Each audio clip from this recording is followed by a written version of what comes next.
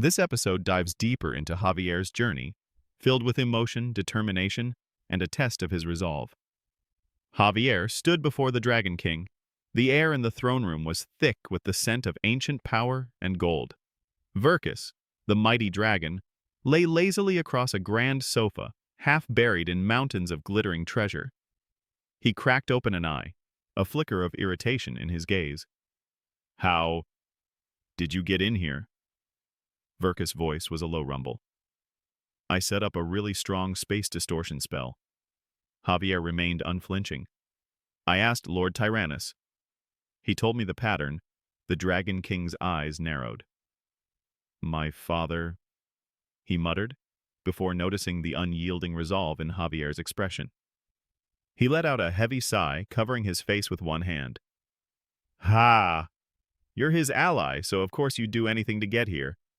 I've heard the news." "What a shame." "No," Javier cut in, his voice sharp as steel. Verkus looked at him, intrigued. Javier's eyes burned with a fierce light. "It's not over yet. As long as I'm alive, I will find him." The Dragon King was silent for a moment, studying the defiant knight. "This was set in motion by a universe far superior to ours," he said calmly. "Even I can't say for certain if that guy's in Seoul." "So there's still a chance," Javier shot back, his hope unshakable. "It's not zero." A short, sharp laugh escaped Verkus's lips. Pfft! With a casual snap of his fingers, a glowing magic circle materialized on the floor. A swirling portal to modern-day Earth shimmered into existence. While Javier stared, mesmerized, Verkus rustled through his coat. "I can't give you a detector for your master's mana, but here." He tossed a small device to Javier. "Press the button to return here. I haven't been sleeping well lately because I was making that Javier caught it, stunned by the unexpected generosity." "Huh?" "I had a feeling you'd come," Verkus grumbled, waving a dismissive hand. "Now hurry up and go." So annoying, bowing deeply, Javier offered his gratitude. "Thank you, O gracious Dragon King." With that, he turned and stepped into the portal, his heart filled with grim determination. The scene dissolved from a mystical realm to the harsh reality of planet Earth. The view zoomed in, from the globe to South Korea, finally settling on the chaotic, bustling streets of Seoul. Cars blared and a sea of anonymous faces flowed down the sidewalks. Javier ran through it all. His mission was to find Kim Suho. But in a city of millions, it felt impossible. He dashed through crowds, his eyes scanning every face, searching for a ghost. Days blurred into a frantic montage of running, searching, and hoping. Nights were spent in the cold shadows of alleys, his body collapsing from exhaustion only to force itself up again at dawn. He slumped against a grimy wall, utterly drained. "I didn't even know what you looked like," he thought, his heart heavy with regret. "I wish I had learned more about you." Another night passed. At dawn, he pulled out the Dragon King's device, the return portal. His hand trembled as despair washed over him. "I had no plan. What kind of main character am I? If it were you, Kim Suho, you would have known what to do." Tears welled in his eyes, blurring the city lights. He looked up, and then he froze. There against the skyline was the familiar silhouette of the Namsan Seoul Tower, a place they had visited together. A memory flashed in his mind, Lloyd's voice echoing from the past. When someone really misses another person, they might meet here again. Strength surged through him. He pushed himself to his feet and ran. He pounded up the long staircase to the tower, his lungs burning. Memories flooded his mind, a torrent of moments with the man he now knew as Suho. "Hey, Javier, our house is in a lot of debt, right?"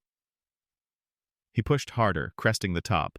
He scanned the crowds, his heart hammering against his ribs. "Next is the Lacona Vice County."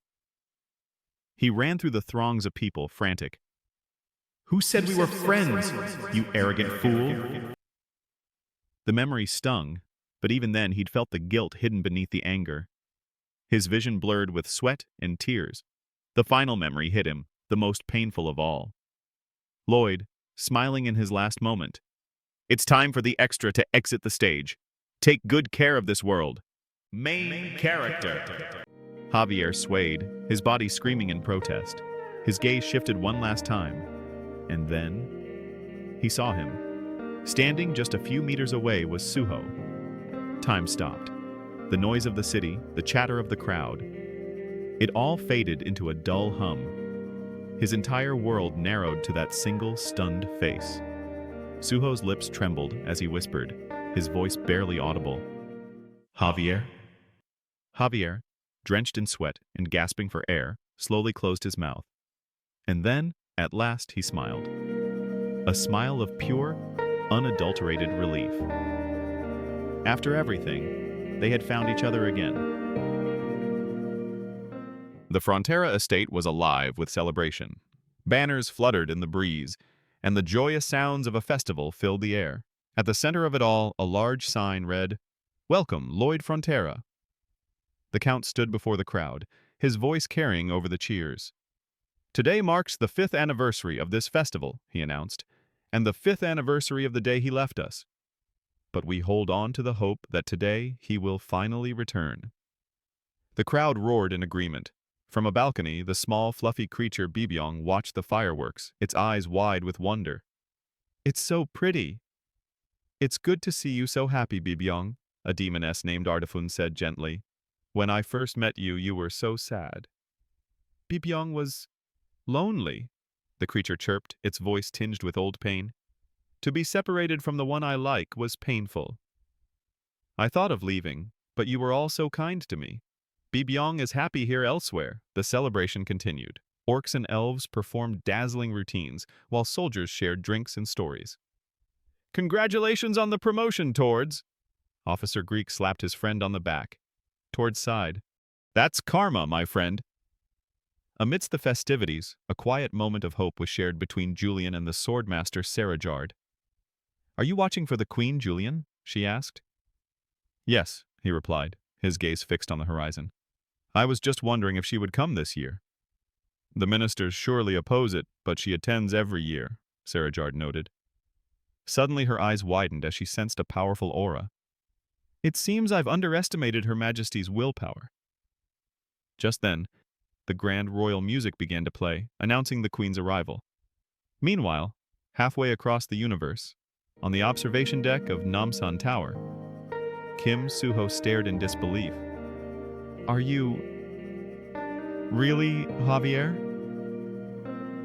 "Master Lloyd," Javier said, taking a step forward with absolute reverence. "I have come to escort you home." "He looks just like he did in the novel." Suho looked away, his expression troubled. "Is going back really the right thing to do?" "This is the world where I was born and raised. In the other world, everyone acknowledged me because I had overwhelming power.